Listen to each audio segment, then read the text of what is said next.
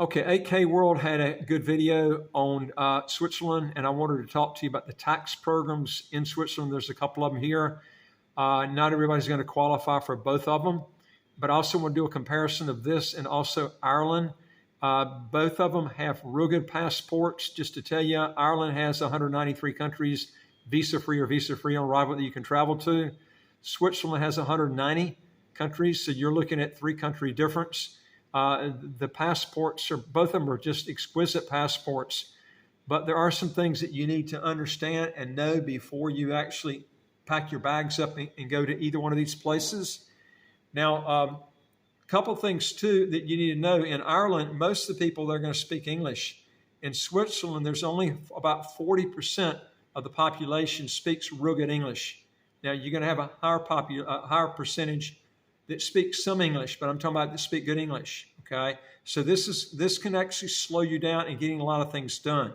So you need to take that consideration. The weather in Ireland is going to be not as cold as Switzerland. Switzerland's got more Canadian type weather.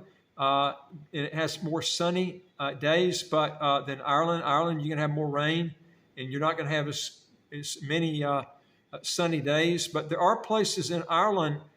You can actually do a Google search. There are places that are sunnier than others.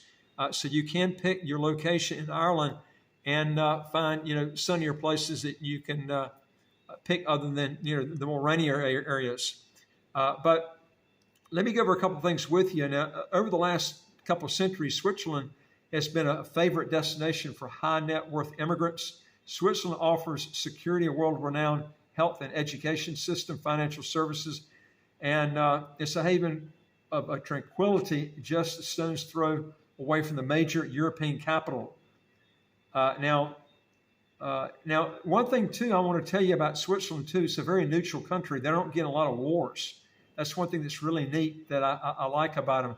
They actually stayed out of World War II, which is kind of remarkable because it's right next to Germany there. But Switzerland also boasts political and economic stability and a stable and predictable tax system. Strictly speaking, there is no golden visa program in Switzerland.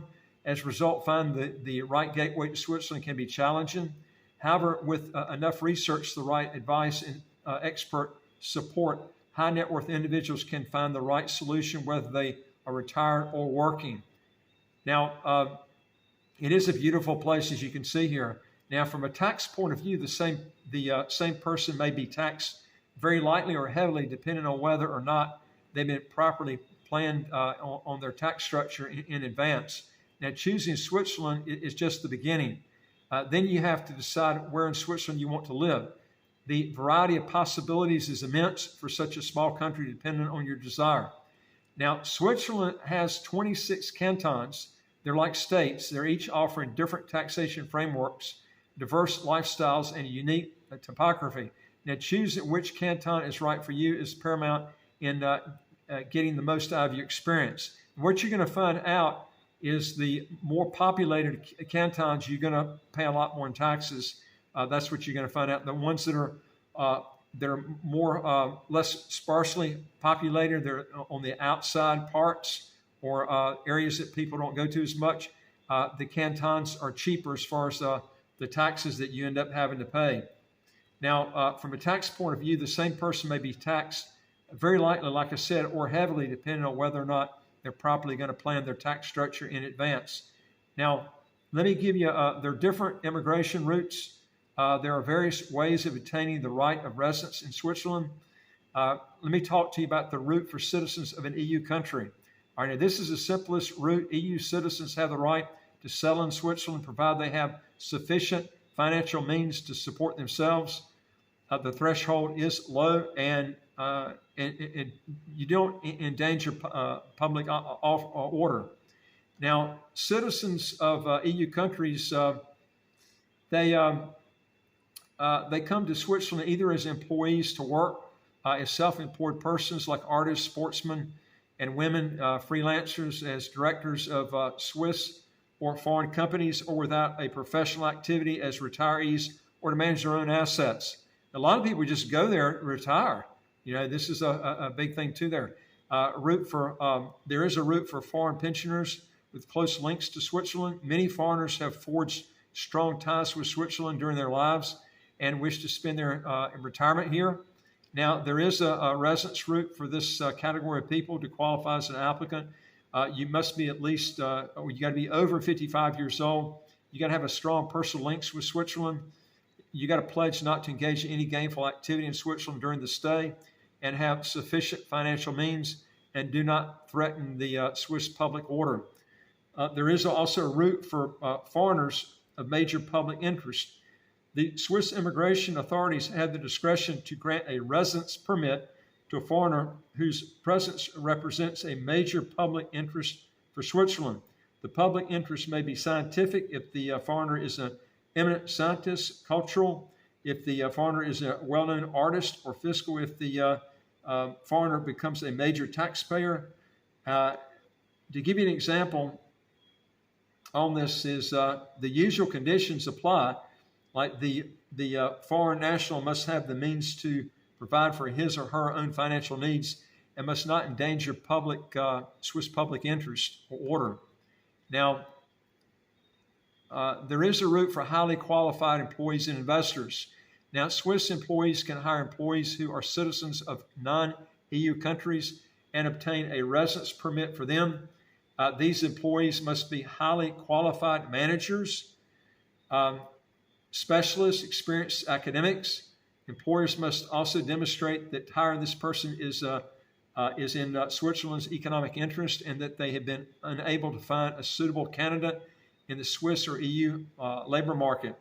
Now, a wealthy foreigner wishing to settle in Switzerland may set up a new company or invest in an existing company. This company can then hire its shareholder under the conditions described above that I mentioned earlier, and also obtain a residence permit for him or her in Switzerland. Now, let's talk about the route for family members of Swiss residents. Now, Swiss residents may have certain family members join them in Switzerland on the basis of family reunification. In all cases, family reunification extends to the spouse or registered partner or minor children.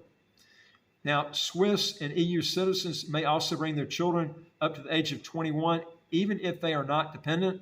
Their dependent parents and grandparents, if these individuals are not EU citizens themselves. Now, let's look at the permanent residence that you can get in Switzerland. New residents in Switzerland will get a provisional residence permit, generally for 1 year at first, and then 2 years, and then they continue to renew it. After residing for 10 years, the foreigner may apply for permanent residence in Switzerland. If you are a spouse of a Swiss citizen, the spouse of a permanent resident or citizen of a country with a treaty on establishment with Switzerland, you are eligible for permanent residency after only 5 years of provisional residence. This applies to many Western European countries, the UK, the USA, and Canada. Now, one thing I will tell you, it will take you longer to get the passport in Switzerland than it will be in Ireland. And not just that, but not just the fact that it's going to take longer, but you're also going to have to pass a language test in Switzerland that you don't have to do in Ireland. Man, I see that holding more people back from getting the passport than anything. But let's look at the acquisition of Swiss citizenship. Now, acquiring a Swiss passport is often seen as an eminently reassuring thing by foreigners, especially when they come from unstable parts of the world. Foreign nationals may apply for Swiss nationality if they have permanent residence status and have lived in Switzerland for 10 years, including 3 years in the 5 years preceding the application. To be eligible, they must also demonstrate they've integrated well in Switzerland, have a good knowledge of Switzerland, and do not constitute a threat to the country's security. Now, specific categories of individuals can actually benefit from facilitated naturalization. In particular, those married to a Swiss citizen, provided they have been living in a congenial union for at least 3 years and have lived in Switzerland for a total of at least 5 years, including at least the year preceding the application. Now, let's look at the tax regimes for Swiss residents. Now, there are two main types of Swiss taxation frameworks. One of them is called the forfeit fiscal taxing or taxation according to expenditure. Now, Switzerland has one of the world's oldest special tax regimes for wealthy foreigners, known as the forfeit fiscal. It is very stable and predictable, and the risk of it disappearing or significantly changing in the short or medium term is extremely low. This tax regime is generally attractive for the very wealthy and has the added advantage of exempting them from having to report all their income and assets to the tax authorities. Now, the idea is simple. Instead of taxing wealthy immigrants on the basis of their worldwide income and wealth, they're taxed based on an annual or worldwide expenditure. A lump sum is generally used because it is challenging to estimate their effective expenses. To qualify for this scheme, you must not be a Swiss national, have not been a tax resident in Switzerland for the last 10 years, and not engage in a gainful activity in Switzerland. In principle, the lump sum tax base is 7 times your property's annual rent or rental value in Switzerland. There are minimum thresholds for the tax base, which vary from canton to canton. In practice, depending on the canton, you can expect to pay a minimum tax liability of between 100,000 to 160,000 Swiss francs a year. Now, in Ireland, you can literally live in Ireland almost totally tax-free because they have a taxation based on remittance, not what you earn on worldwide income. If you go in as a non-dom, okay, domicile is totally different. If you go in as a non-dom, you're taxed on remitted income. And if you can keep that down to almost very, very low, there are ways you can pull money in and still not be taxed.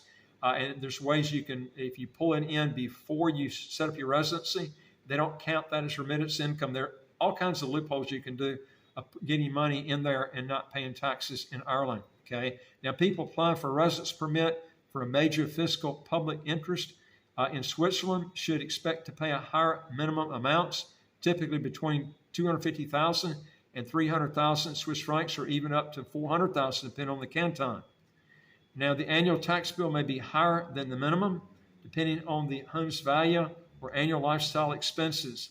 Lump sum taxation exists in most cantons, but not all. For example, it is impossible to benefit from this system in the cantons of Zurich or Basel. The ordinary, there's also what's called the ordinary tax regime. Despite the attractiveness of the lump sum regime, many wealthy foreigners are taxed under the ordinary system for various reasons. Some are not eligible for the lump sum system, and some choose to live in cantons without a lump sum taxation system. Now, interesting, lump sum taxation is not the most advantageous solution for all high net worth foreigners, since the ordinary system also includes some very attractive niches. Now, but it really is a beautiful place, as you can see here.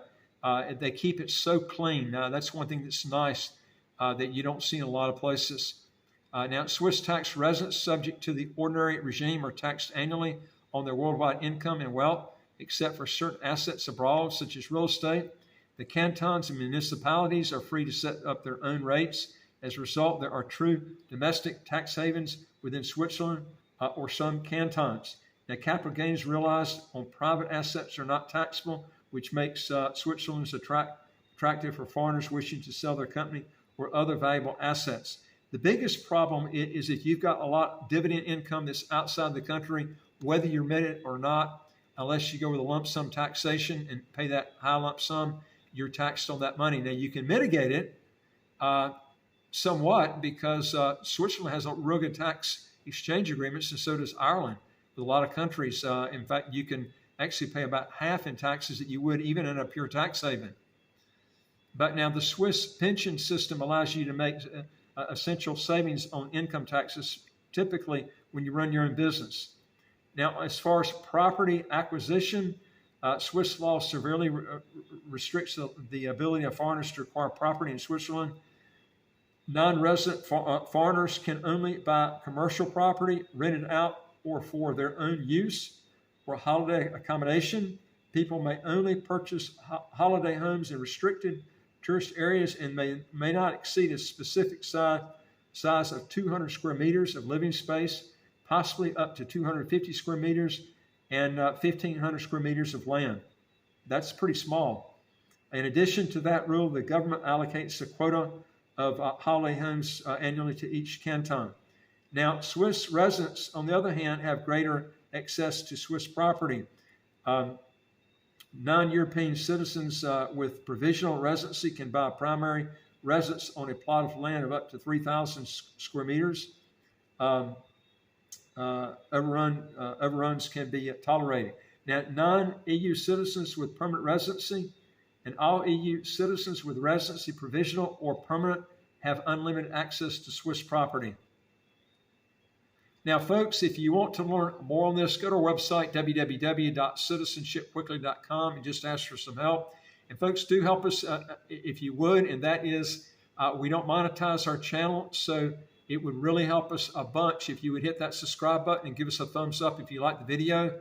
And we can get these videos out to more people, and it would really help us on the channel. And I'll look forward to talking to you on the next video. Take care.